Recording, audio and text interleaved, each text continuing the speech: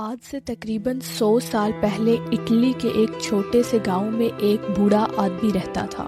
وہ ہمیشہ بہت زیادہ غصے میں رہتا تھا، کبھی حالات کا رونا روتا، کبھی ملک اور کبھی اپنے سے جڑے لوگوں کا۔ کبھی کسی انسان نے اسے ہنستے ہوئے نہیں دیکھا تھا۔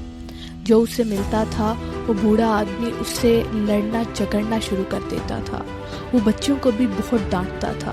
سارے گاؤں کے لوگ اس کے پاس تک جانا پسند نہیں کرتے تھے، کوئی اس کے پاس بیٹھنا نہیں چاہتا تھا۔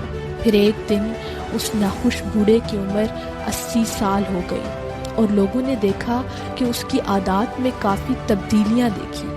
وہ خوش رہنے لگا اور کسی سے نہ لڑتا تھا اور نہ ہی کوئی شکایت کرتا تھا۔